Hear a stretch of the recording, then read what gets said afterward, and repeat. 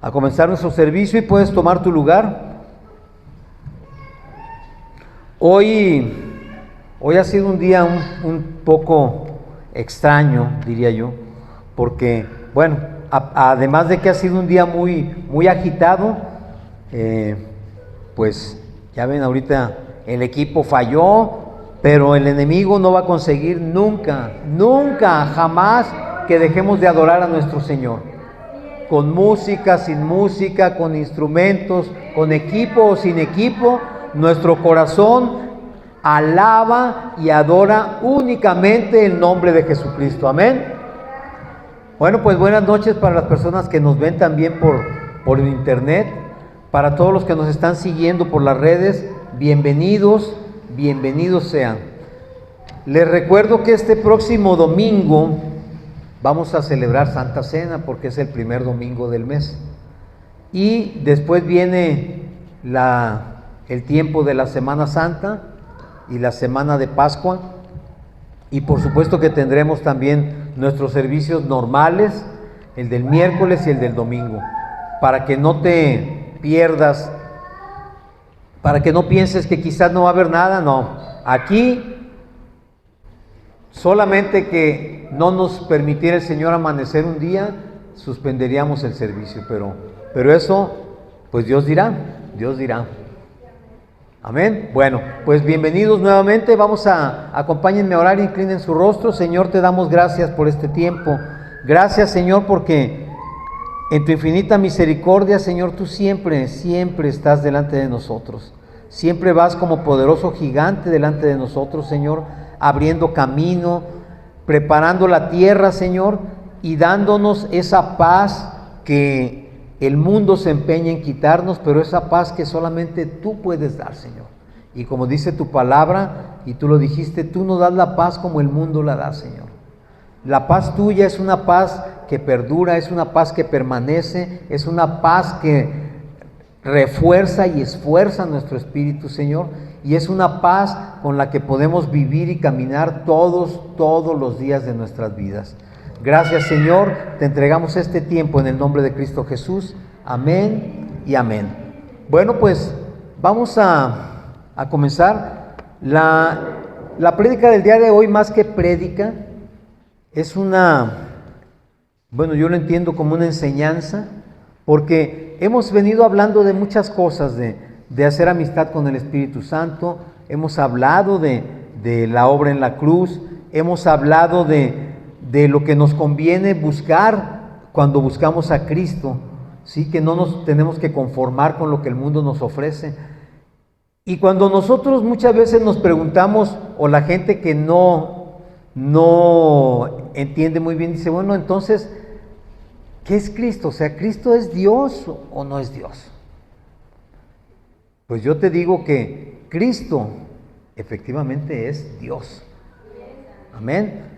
Dice en la carta a los Colosenses, vamos a ir a Colosenses capítulo 1, versículo 15.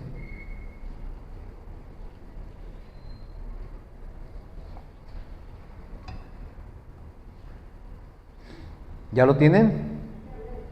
Ok, dice, Él, se está refiriendo por supuesto a Cristo, es la imagen del Dios invisible, el primogénito de toda creación, porque en Él fueron creadas todas las cosas, las que hay en los cielos y las que hay en la tierra, visibles e invisibles, sean tronos, sean dominios, sean principados, sean potestades, todo fue creado por medio de Él y para Él.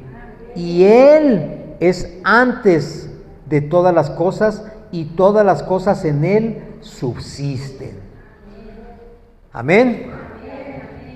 ¿Qué debemos entender de estos primeros versículos? Que ciertamente a Dios, ya hemos dicho muchas veces, nadie lo ha visto jamás. Nadie sabe cómo es. Nadie puede decir Dios es así, de esta forma, porque nadie lo ha visto jamás. Y Dios además es espíritu. Entonces, la única manera en que nosotros tuvimos la oportunidad de conocer personalmente a Dios es por medio de Jesucristo. Dios encarnado, Dios hecho hombre en la persona de Jesucristo. Y cuando nosotros entendemos esto, entonces podemos entender que Jesucristo es Dios. Es la imagen suya. No es una representación ni es una personificación, es Dios mismo bajando al mundo en la persona de Jesucristo. Y dice además que Él es el primogénito de toda creación. Es decir, es el primero. De hecho, cuando en Génesis nos dice la palabra que Dios creó los cielos y la tierra, o sea, Dios habló, el verbo hizo, y el verbo es Jesús.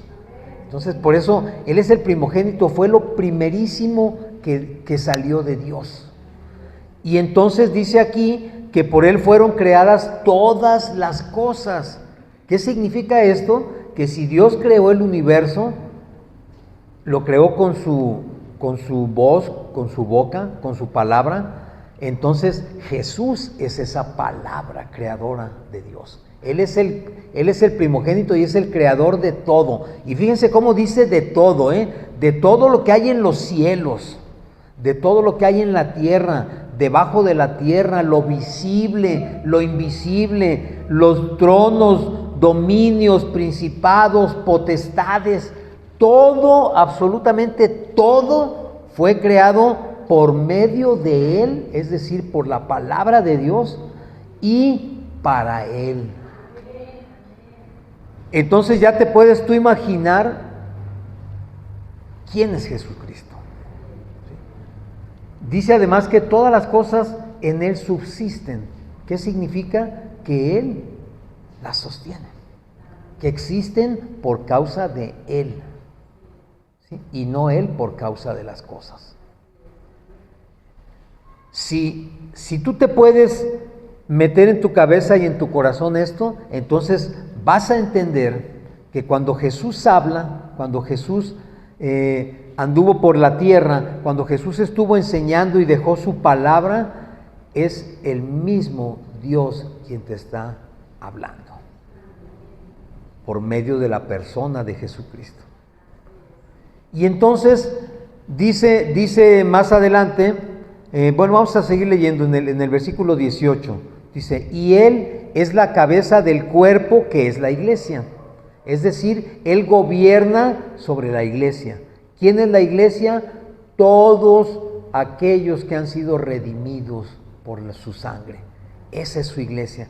Y Él es la cabeza, el que es el principio, el primogénito de entre los muertos, para que en todo tenga preeminencia. Dios hizo esto para que Jesús fuera el primero en todo, en absolutamente todo, por cuanto agradó al Padre que en Él habitase toda plenitud. A veces pensamos o nos imaginamos un Jesús como un hombre común y corriente. Lo hemos visto quizás en películas, lo hemos visto sobre todo en estos tiempos, abundan las películas y las series y todo acerca de Jesucristo. Pero lo vemos o lo podemos ver o nos lo presentan como un hombre cualquiera. Y Jesús, mi hermano, Jesús no era un hombre cualquiera. La carne de Jesús es carne santa, santa, inmaculada. Así fue su carne, no es como la carne nuestra. Tú y yo, como decía el salmista, fuimos concebidos en pecado. Jesús no. Entonces, desde allí hay una diferencia enorme en lo que podemos ver nosotros como su representación o como alguien que nos está queriendo mostrar cómo vivió Jesús y la verdadera persona de Jesucristo. Es decir, es algo, no sé si en tu mente cabe, pero en mi mente es algo imposible de dimensionar, imposible. No me imagino yo qué hubiera pasado si tú y yo hubiésemos tenido la oportunidad de conocerle personalmente. Yo me imagino que la gloria que estaba sobre de él era algo tremendo. O sea, estar cerca de él debió haber sido algo tremendísimo. Y entonces dice que al Padre le plació que toda la virtud, que toda la plenitud suya habitara en él, estuviera sobre él. Dice, y por medio de él, es decir, por medio de Jesucristo, reconciliar consigo todas las cosas, así las que están en la tierra como las que están en los cielos, haciendo la paz mediante la sangre de su cruz. Es decir, Dios se hizo hombre en la figura de Jesús para reconciliarnos a nosotros con Él. No Él con nosotros, sino nosotros con Él. ¿Y por qué era necesario reconciliarnos con Él? Porque más adelante, en el versículo 21, dice, y a ustedes también que eran en otro tiempo extraños y enemigos en su mente, haciendo malas obras, ahora les ha reconciliado. Es decir, Él buscó que nosotros nos reconciliásemos con Él y por eso fue que envió a Jesús a la tierra. ¿Y por qué era necesario reconciliarnos? Porque dice aquí que nosotros éramos extraños y éramos enemigos. Fíjense bien qué tremendas son estas dos palabras. ¿Qué significa la palabra extraño?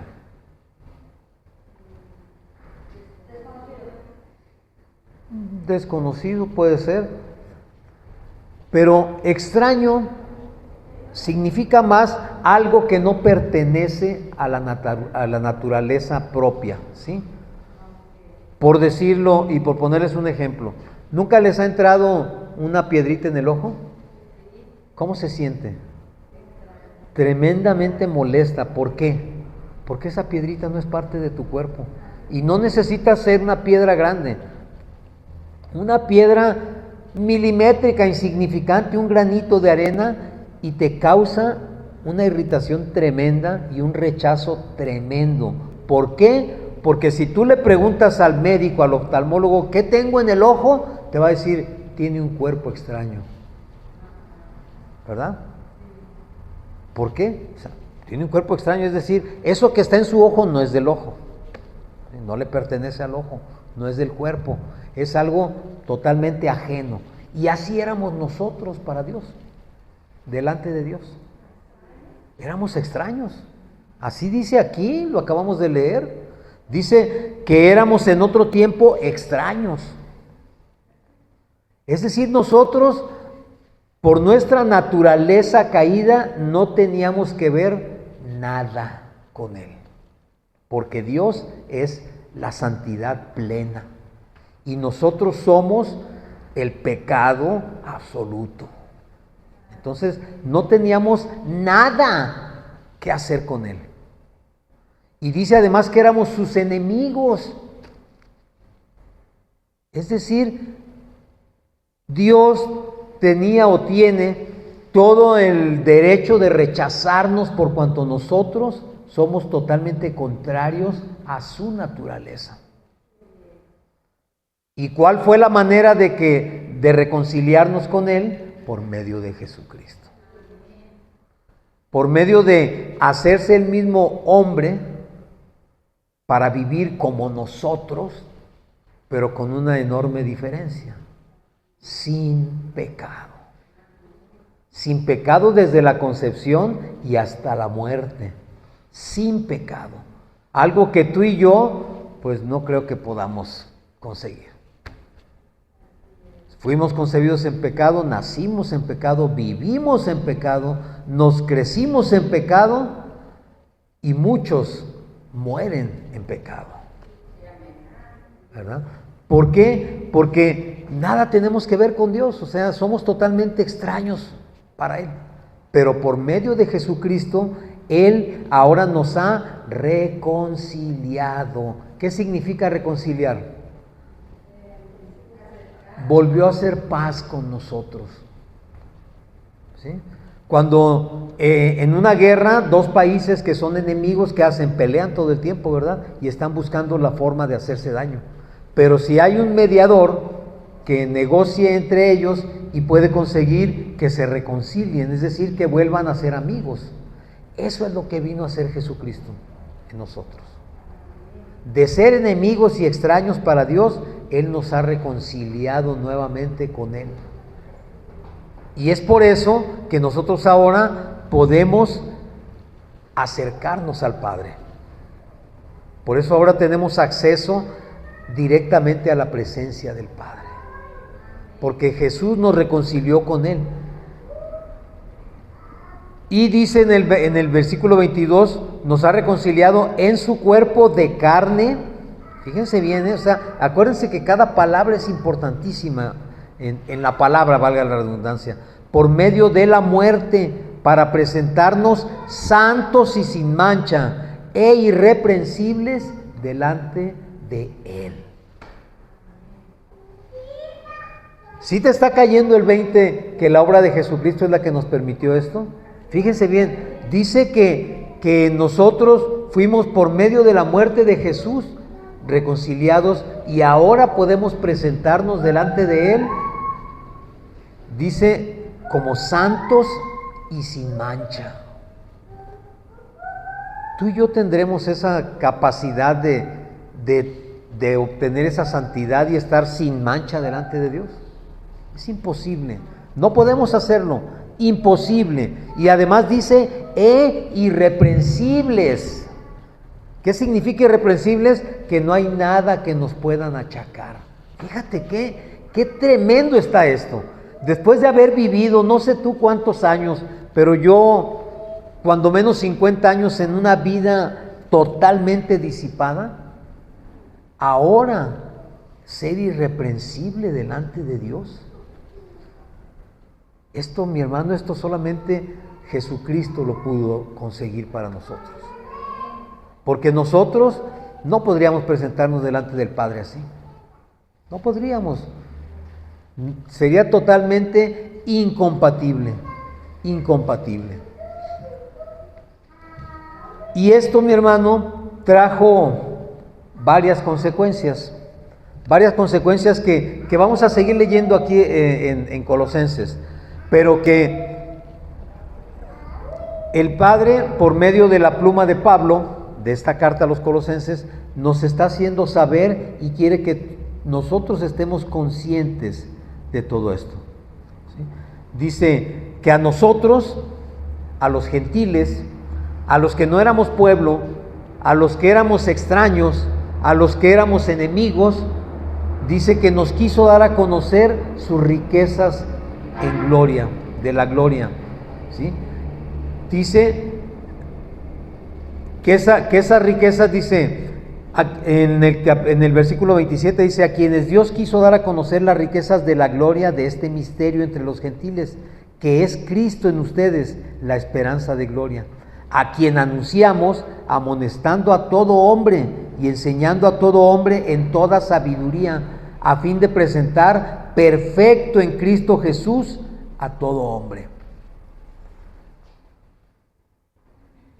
Dios quiso que nosotros, sin ser nada, pudiéramos entender y tener esto. Y dice Pablo, nosotros les hemos anunciado este evangelio y les hemos amonestado. ¿Qué es amonestar? O sea, amonestar es llamar tu atención. Hey, estás mal.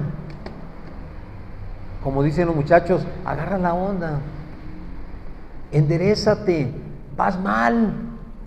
Según tú, vas bien, pero acuérdate que dice la palabra que al hombre todos los caminos le parecen derechos, ¿verdad?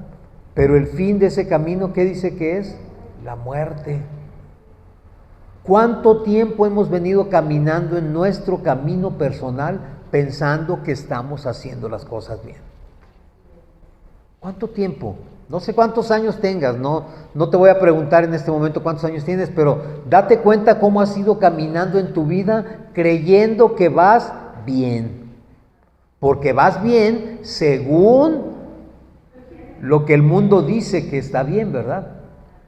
Porque luego te dicen, no, sí, yo soy una buena persona, yo me porto bien, yo no le hago daño a nadie, entonces voy bien, ¿verdad?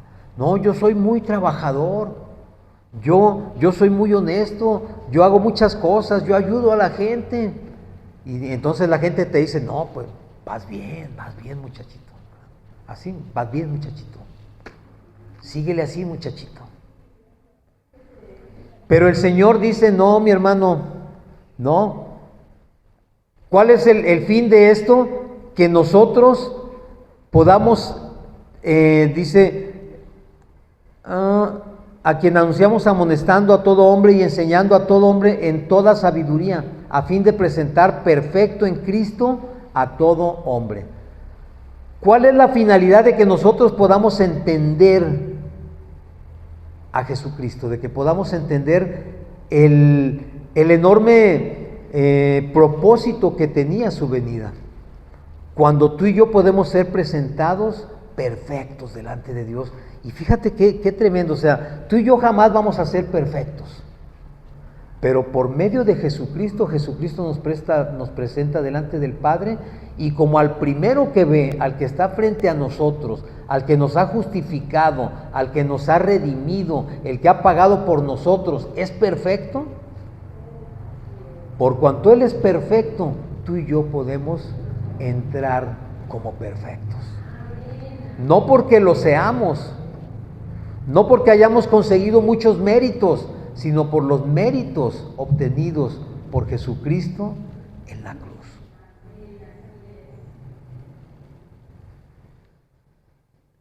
Y de repente, nosotros a veces nos hemos alimentado de un evangelio muy ligero, muy light, muy superficial, que no nos presenta al verdadero Cristo, que nos hace pensar que Jesús vino, nos dio salvación por gracia, porque no la merecíamos, pero pues si ya nos dio la salvación por gracia, pues hay que seguirle, ¿verdad? Pues al cabo es gracia, no tengo que hacer nada.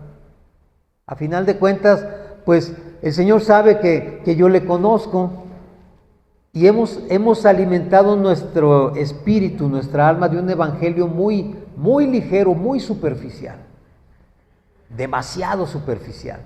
Y dice allí mismo en Colosenses 2, en el capítulo 8, Pablo nos advierte,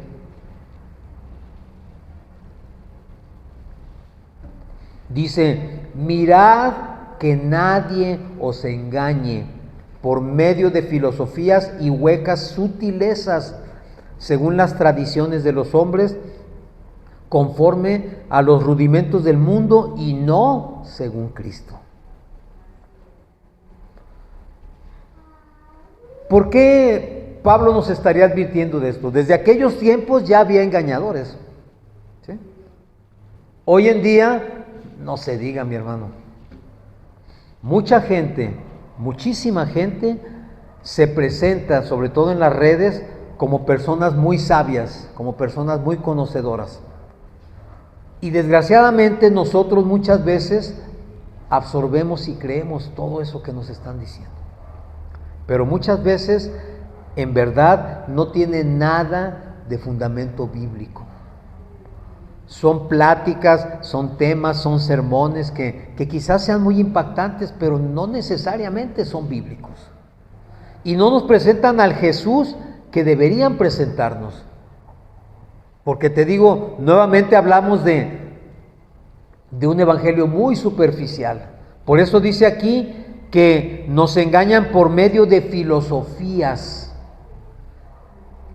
La filosofía, yo sé que tú lo sabes, pero filosofía viene del griego philos y sophos, que significa ser amigo de la verdad. Eso significa la palabra filosofía. Se supone que los filósofos buscan la verdad. ¿Pero cuál verdad? ¿La de Dios o la verdad del mundo? ¿Cuál verdad es la que busca la filosofía? La verdad del mundo. Quieren encontrarle la cuadratura a todo, encontrar la justificación de todo.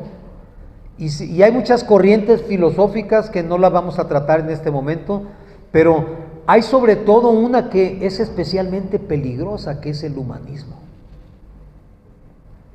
Humanismo. El humanismo pretende justificar las conductas del hombre porque el hombre, según el humanismo, en su propia naturaleza, siempre está en busca de su felicidad.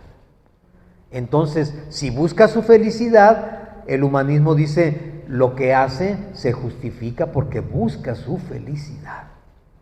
Pero ¿cuál felicidad? Depende a qué le llames tu felicidad. Si tener mucho dinero es tu felicidad, entonces todo tu pensamiento va enfocado a obtener dinero. Si ayudar a la gente, por decirlo de alguna manera, es tu felicidad, pues todo lo que haces va encaminado a eso. Quizás el fin sea bueno, pero no necesariamente el medio es bueno. Porque estás de acuerdo que hay muchos grupos delincuentes que se justifican ayudando a la gente de los pueblos. Sí lo sabes, ¿verdad? Les arreglan las calles, sus casas, les dan dinero, les llevan despensas y la gente está feliz. ¿Por qué? Porque esos sí son buenos. Porque esos, no importa lo que hagan, ellos sí se preocupan por nosotros. Están justificando actitudes y actividades que no son conformes a la palabra de Dios. ¿Por qué? Porque según ellos eso les trae felicidad. Y desgraciadamente el humanismo se ha infiltrado tanto en el cristianismo que ahora vemos por todos lados que la gente efectivamente en las iglesias está, pues nomás porque sí, porque vamos el domingo a la iglesia, está muy padre, está muy bonito aquello, se siente muy bien, tocan padrísimo, me encantan las alabanzas, me encanta cómo dice el pastor o el predicador, me encanta lo que dice, sí, te encanta, pero ¿qué te deja? ¿Cuánto te está acercando realmente a Jesucristo? Entonces, Pablo dice, no se dejen engañar por medio de filosofías y huecas sutilezas, según las tradiciones de los hombres, conforme a los rudimentos del mundo y no según Cristo. ¿Cuáles son los rudimentos del mundo? Los rudimentos del mundo es todo aquello que hace que el mundo funcione como funciona. Quizás yo no soy consciente de la necesidad de muchas personas porque tengo un auto, entonces si tengo un auto, pues para mí eso es felicidad. ¿Verdad? Si puedo comer en un buen restaurante, eso es felicidad. Y si mi trabajo es un trabajo normal y honesto, pues yo digo, voy bien, estoy bien. ¿Verdad? Pero recuerden que eso no es todo, porque dice la palabra que Jesús, siendo rico, se hizo pobre. Entonces Jesús nos está diciendo, la riqueza material no tiene nada que ver con la felicidad. Absolutamente nada. Si tú vives para obtener riqueza material, estás mal. Porque estás buscando las riquezas de este mundo, que son temporales, que son pasajeras. Y Jesús dice, tú tienes que buscar las riquezas del cielo, la vida eterna, lo que no se pudre, lo que no se echa a perder, lo que no se desbarata. Eso es lo que nosotros tenemos que buscar. Y cuando Jesús llegó a nuestras vidas, dice allí mismo en el versículo 13, en el 2:13, dice que nosotros, estando muertos en pecados y en la incircuncisión de nuestra carne, nos dio vida juntamente con Él, perdonándonos todos los pecados. Todos los pecados. Pero fíjense bien, dice que nosotros, si tú no conocieras al Señor, como muchos no le conocen y como estábamos hace algún tiempo antes de conocerlo, que creíamos que estábamos vivos y que vivíamos bien, ¿sí? ¿Por qué? Porque amanecimos, porque respiramos, porque puedo trabajar, estoy vivo, ¿verdad? Pero dice aquí la palabra que nosotros estábamos muertos en nuestros pecados. Es decir, nuestra carne estaba viva, pero nuestro espíritu estaba muerto en nuestros pecados. Y en la incircuncisión de nuestra carne, dice. Y Él nos dio vida juntamente con Él, perdonándonos todos nuestros pecados. ¿Por qué los perdonó? Porque ya dijimos que Jesús es Dios. Y es el único, Dios es el único que puede perdonar pecados, nadie más. Y Jesús nos perdonó.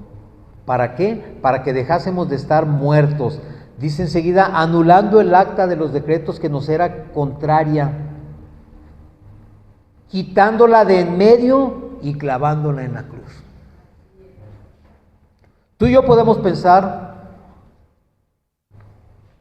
porque así lo piensa mucha gente, yo no tengo ningún acta en mi contra. Yo no tengo nada por lo que me puedan señalar o juzgar. Y pensamos que estamos libres de esa situación. Sin embargo, la palabra dice que sobre nosotros había un acta ya dictada.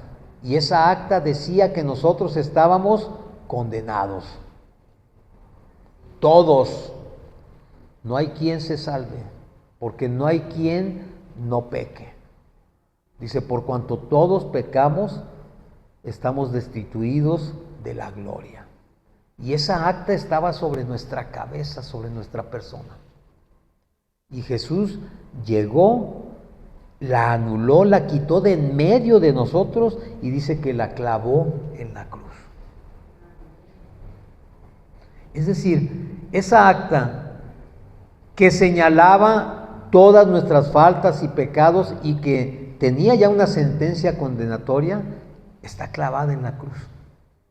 Jesús ya la dejó clavada en la cruz.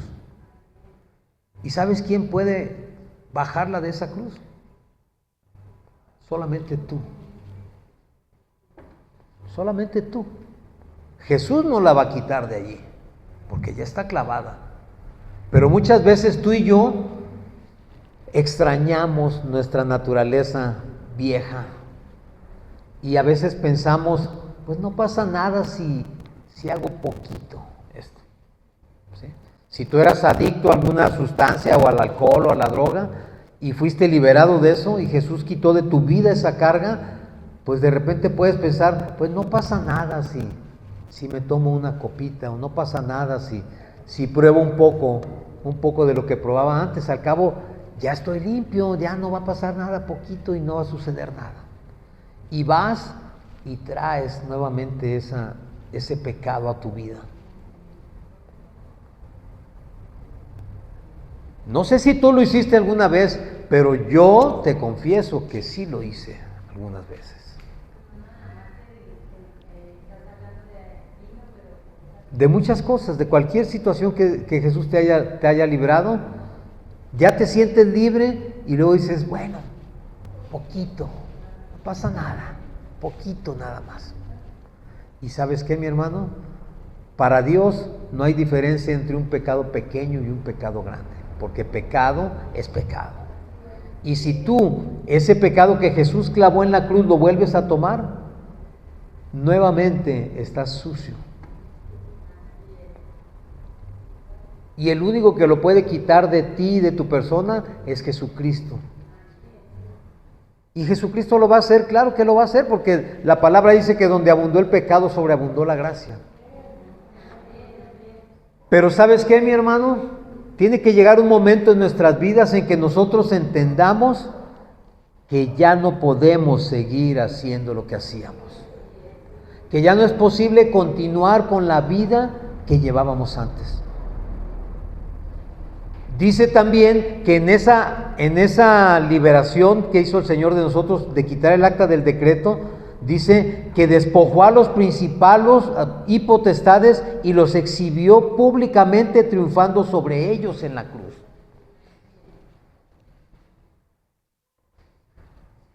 Cuando Jesús ha remitido nuestros pecados, Jesús exhibe a las potestades que te tenían atrapado. Las avergüenza. Les dice, yo te vencí. Porque Jesús venció en la cruz, dice la palabra, a principados, potestades, al diablo. Lo venció en la cruz. Allí fue la victoria de Jesús. Allí fue la obra de Jesús. La obra consumada, porque él mismo dijo cuando expiró, consumado es. Es decir, todo está hecho. No quedó nada, no faltó nada. Y por cuanto esto es así, dice allí mismo que por cuanto hemos sido justificados, redimidos, salvados, santificados, dice que nosotros no podemos ya ser juzgados por nadie. Dice, por tanto nadie os juzgue en comida o en bebida o en cuanto a días de fiesta, luna nueva o días de reposo, todo lo cual es sombra de lo que ha de venir, pero el cuerpo es de Cristo. Nadie os prive de vuestro premio, afectando humildad y culto a los ángeles, entremetiéndose en lo que no ha visto, vanamente hinchado por su propia mente carnal. No sé si a ti te ha sucedido, pero cuando tú has sido rescatado, has sido redimido, santificado, justificado, la gente inmediatamente va contigo y te dice, qué conveniente, ¿no? A mí me lo dijeron, qué conveniente, ¿no? O sea, tantos años haciendo tantas cosas y ahora dices que llega Jesús y te perdona todo. Ya se te olvidó todo lo que hacías. Y te juzgan. Te juzgan por lo que comes, por lo que bebes, por lo que haces. Te juzgan por lo que ya no haces. Y dice aquí que tú no debes permitir que nadie te robe ese premio. ¿Por qué? Porque ciertamente a nosotros nos ha sido dado por gracia, pero no fue gratis. No fue gratis, porque costó la vida y la sangre de Jesucristo.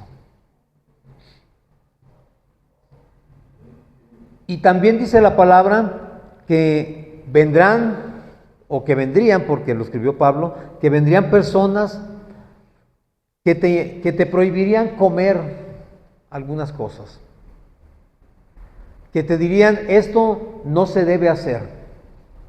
Pero también dice la palabra que Jesús nos hizo libres. Jesús nos ha dado esa libertad de adorarle, esa libertad de vivir en una vida nueva. Y dice la palabra también que si nosotros hemos muerto con Jesucristo y hemos resucitado con Él, nosotros tenemos que poner nuestra mirada en las cosas de arriba, ya no en las cosas del mundo, ya no en esa filosofía que suena muy bonita, que parece muy atractiva, que parece que se ajusta a lo que nos gusta, sino en las cosas de arriba. ¿Por qué? Porque nuestra mirada debe estar puesta en Jesucristo. Nuestra mirada debe estar puesta en el autor de nuestra salvación, en aquel que fue capaz, porque solamente Él pudo haber sido capaz de pagar por nuestros pecados, de pagar por algo que Él no hizo. Yo no sé tú, pero a nosotros como personas, yo creo que nos cuesta mucho trabajo pagar por algo que no consumimos o que no hicimos, ¿verdad?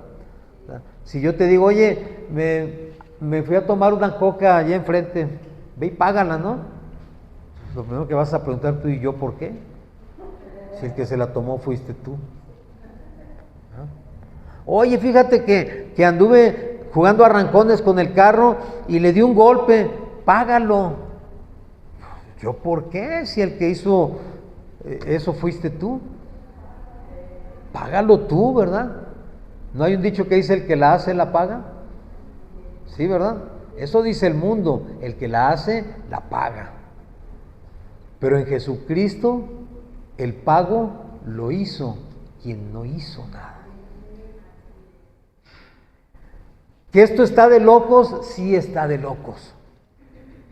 Dice también la palabra que la cruz es locura para los que no creen. Es una locura pensar y imaginarte y creer todo lo que sucedió en la cruz. Es una locura, se necesita estar loco para ser cristiano. Así que bienvenido al club de los locos. Porque es una locura esto, no tiene lógica, no tiene ninguna lógica. Pero en Jesús todo se cumple, todo está escrito, todo es congruente. Por eso es que nosotros ahora podemos tener acceso a esa vida nueva. Y fíjense bien lo que dice allí mismo en Colosenses 3:5, para que lo busquen por favor.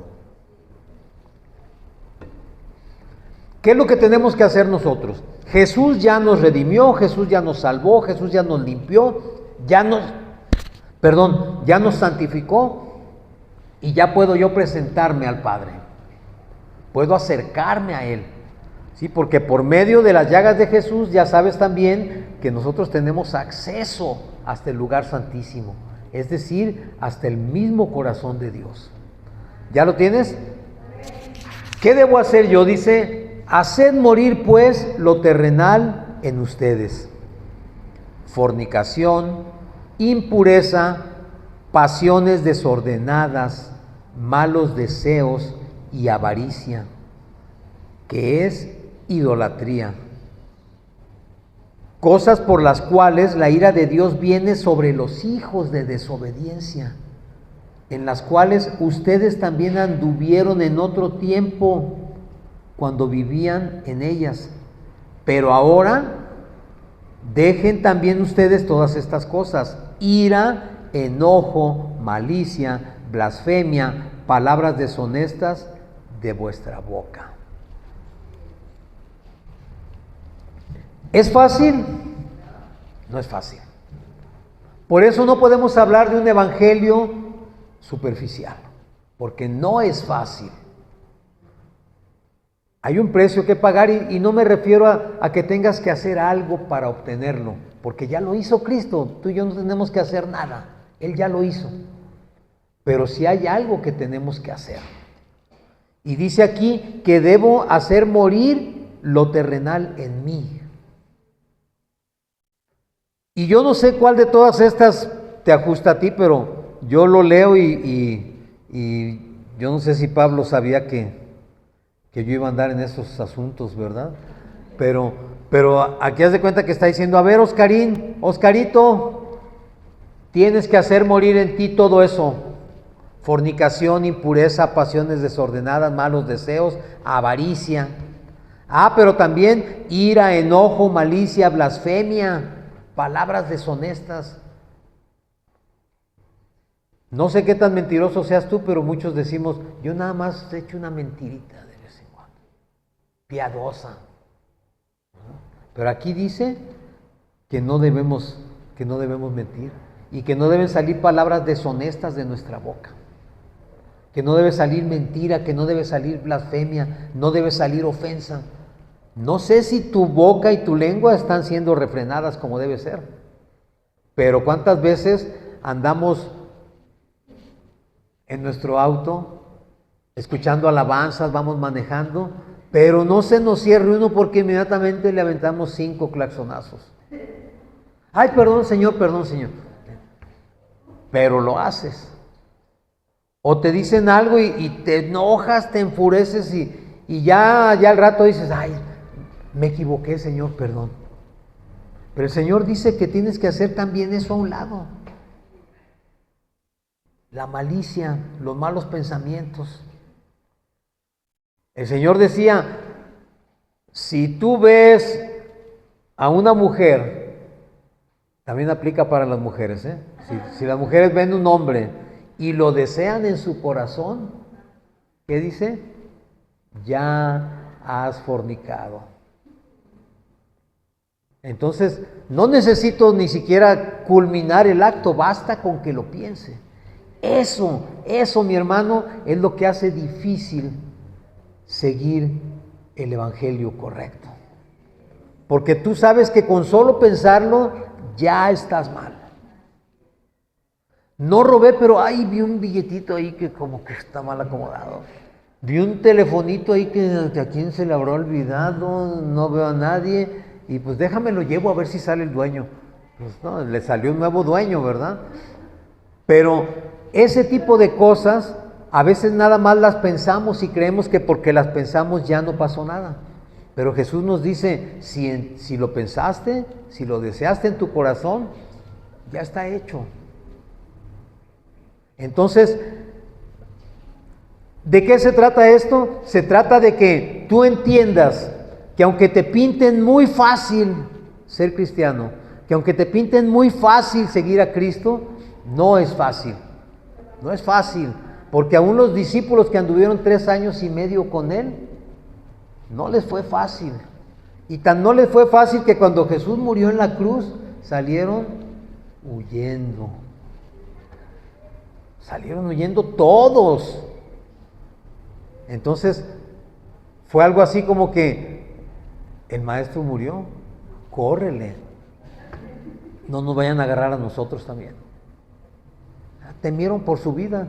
Cuando Él les dijo, nos vemos, ¿sí? Me esperan, no se vayan de aquí hasta que yo venga. Y parece que les dijo al contrario, ¿verdad? En cuanto me vean que morí, se pelan porque no va a ser que los agarren.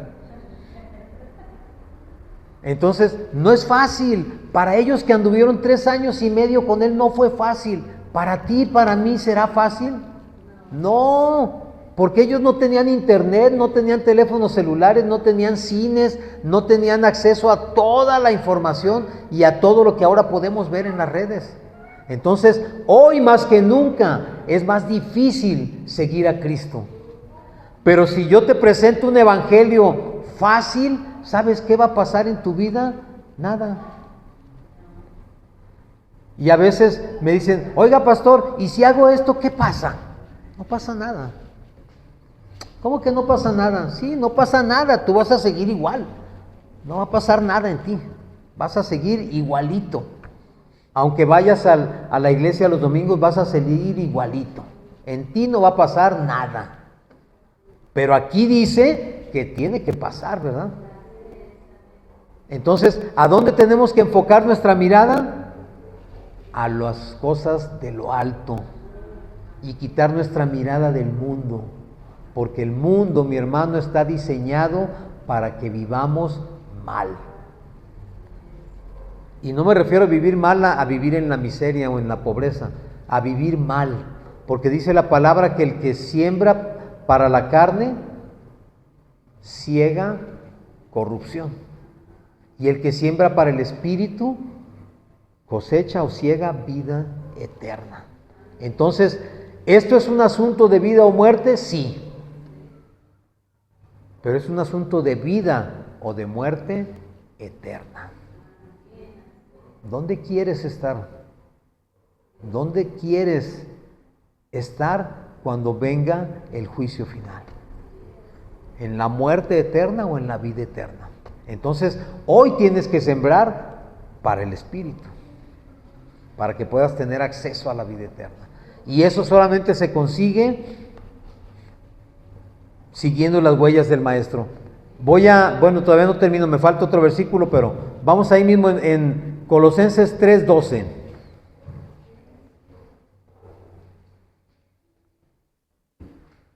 ¿Ya? Dice, vestíos pues como escogidos de Dios, santos y amados, de entrañable misericordia, de benignidad, de humildad, de mansedumbre, de paciencia, soportándoos unos a otros y perdonándoos unos a otros. Si alguno tuviere queja contra otro, de la manera que Cristo os perdonó, así también hacedlo vosotros. Y sobre todas estas cosas, vestíos de amor, que es el vínculo perfecto. Entonces, ¿cómo tenemos que vestirnos? Como escogidos. ¿De qué nos vamos a vestir?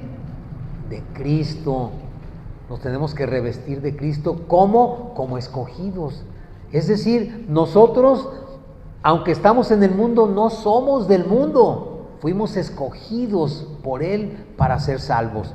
Dice, escogidos de Dios, santos y amados de entrañable misericordia. Es decir, santo, ya lo hemos dicho muchas veces, santo significa apartado.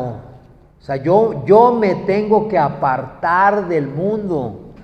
El mundo nunca te va a apartar, el mundo siempre te va a querer tener allí. Pero yo, por cuanto estoy revestido de Cristo, yo me aparto del mundo. Dice también, como santos y amados, de entrañable misericordia. Fíjense bien qué es esto. Entrañable misericordia, ¿qué significa? Que dentro de mí siempre esté la disposición para dar, para ayudar, para proveer, para no limitarme. Misericordia significa acercar los recursos necesarios para una necesidad específica. No necesariamente estamos hablando de dinero. Si una persona tú la ves y necesita ser abrazado, abrázala. Si una persona anda perdida en el mundo, háblale del Señor. Si una persona, ahora sí, necesita para el camión, pues mi hermano, saca de la bolsa y dáselo. Eso es misericordia. Y el Señor dijo, misericordia quiero, no sacrificio. Es decir, no te sacrifiques, simplemente acerca el recurso, cualquiera que sea, acércalo. Eso es misericordia. Benignidad, ¿qué significa ser benigno? Ser misericordioso o ser espléndido o ser dador es dar, ¿sí? es ofrecer, pero ser benigno significa saber recibir también, con humildad.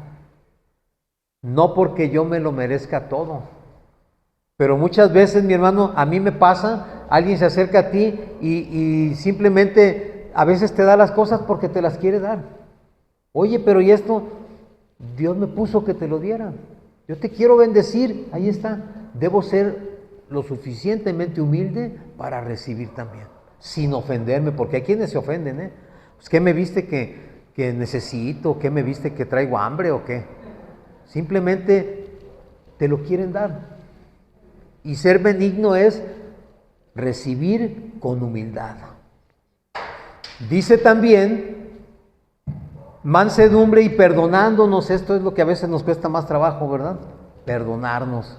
Me la hizo, me la paga. ¿Cuántas veces deberíamos pasar sobre la ofensa? No para que la otra persona se sienta bien, sino para sentirme bien yo. A veces el daño que nos hacen es grande, sí, pero yo me pongo a pensar cuántas veces yo en lo personal dañé personas. Y si Jesús me perdonó eso, ¿cómo no voy yo a perdonar cualquier ofensa que me haga la otra persona? Yo comparo lo que yo hice contra lo que me hacen y salgo debiendo. Siempre, no sé ustedes, quizás ustedes hayan sido más buenos que yo, pero yo sí digo, no, yo hice esto, ¿no? Y Jesús me lo perdonó, yo tengo que perdonar esta ofensa.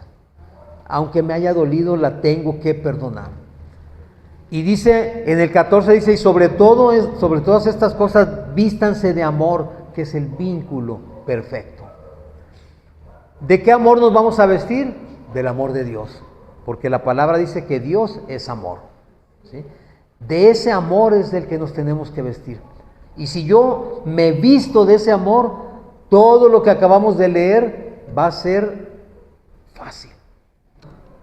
Porque va a ser producto de ese amor.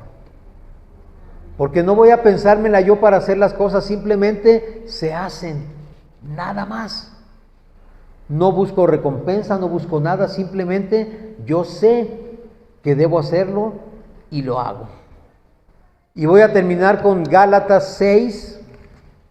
Ya le vamos a cambiar, para decir ahora nada más hablamos de Colosenses. Gálatas 6, 7.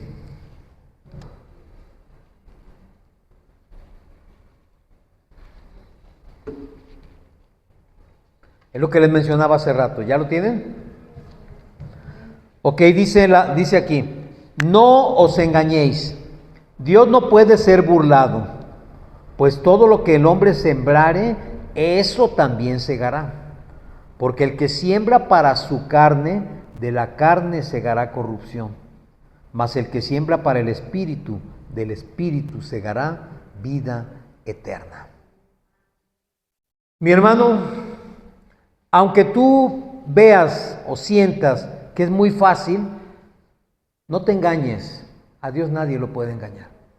Es imposible engañar a Dios. Quizás tú te justifiques, quizás tú digas no va a pasar nada, quizás tú digas todo el mundo lo hace, pero Dios no puede ser engañado. Y lo que tú siembres, eso vas a cosechar. Y eso es una ley natural. Si tú siembras una semilla de sandías, no esperes recoger guayabas ni mangos. ¿Qué vas a recoger? Sandías. No puede haber otra cosa. Si siembras limones, vas a recoger limones. Si siembras en la carne, es decir, en tu deleite, en tu cuerpo, en tu persona, si siembras en ti, en tu placer, lo único que vas a recoger es corrupción. Pero si siembras en el Espíritu, vas a recoger vida eterna. ¿Y cómo se siembra con el Espíritu? Atesorando la palabra del Señor, buscando seguir al Maestro, buscando seguir el ejemplo, queriendo e imitando a Jesucristo. Nunca imites a tu pastor, nunca imites a tu líder, nunca imites al predicador.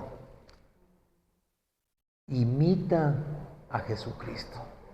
Es el único digno de ser imitado. Y si tú lo haces, estarás sembrando en el Espíritu y estarás sembrando para vida eterna. Amén.